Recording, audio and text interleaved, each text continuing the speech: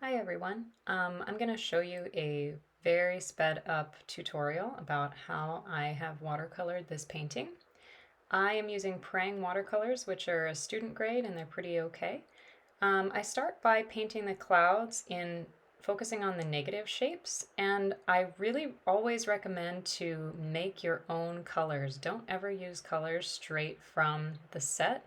I have toned my blue down with some green and some red to make it more of a subtle blue.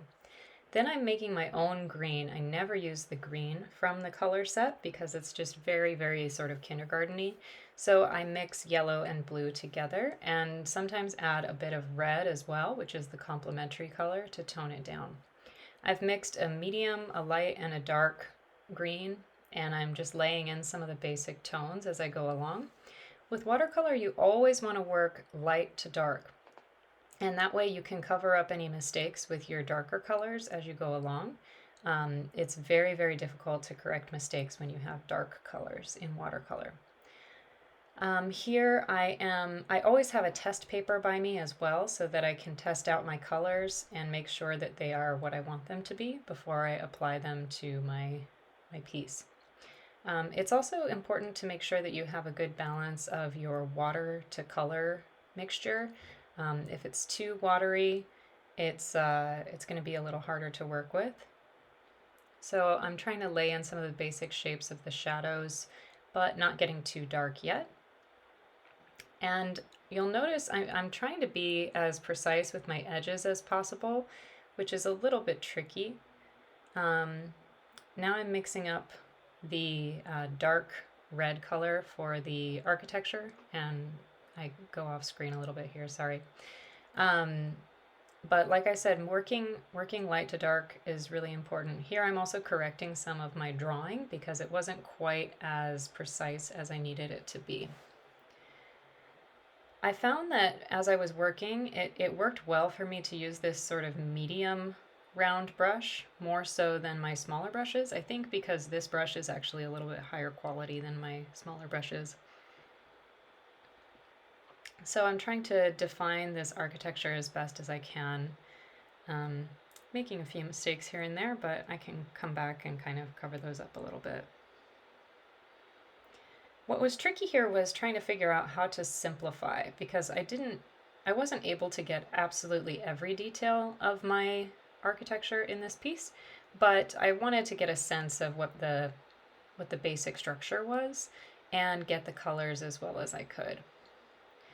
As I'm mixing, I really rely on using the complementary colors of the colors that I'm using. So to tone things down, it's really good to use the complement. So to tone down the red, I mixed a little green in, a little bit of blue in.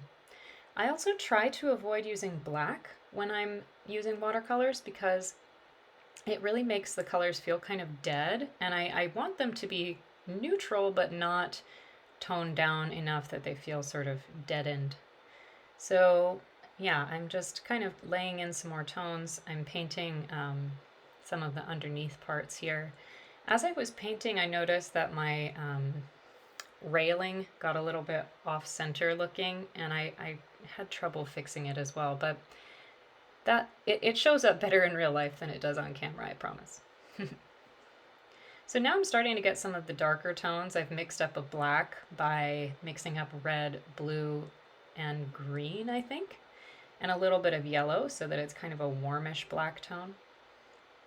I'm mixing up a black again now, and now I'm actually using black just to save time. And I'm coming into the rooftop to get some of these details. In my finished piece, I end up being a little bit lighter in tone than the original photo, which I'm pretty okay with. It feels a little bit brighter, a little bit more airy than the original photo, and I think that's okay.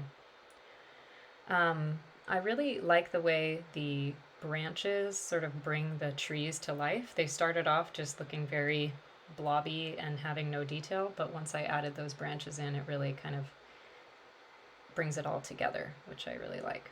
Trying to correct the wobbliness of the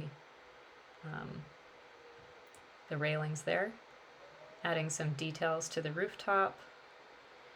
I had to go back in and do more drawing here as well because I found that my drawing was not sufficient for the detail that I wanted. And I found that I did want to get the detail of the roof tiles on top, but I couldn't really render all of the painting underneath, so I wanted to focus on the gray parts of the rooftop as much as I could. I had another source photo that I was thinking of doing for this project, but it was really focused on the painting of the roof tiles, and I knew that that just wouldn't come across as well with the watercolor unless I wanted to work a little bit bigger.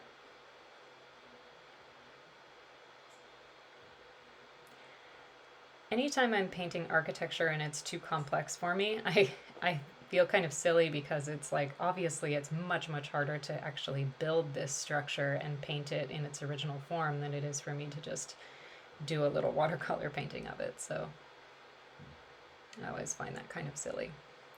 As I am painting, I also sometimes draw things a little bit too dark, and you'll notice that I'm blotting it up with a tissue. That really helps me correct some of those mistakes where I get in a little too dark.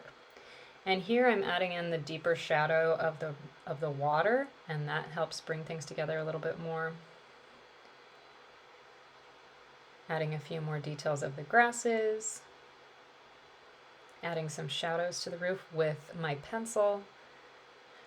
I'm considering going back into this piece and adding more detail and darkening it with a pen, but I think for now this is where I'm going to keep it. Those are my last details. Here's the finished piece. I hope you enjoyed the tutorial. Thanks for watching.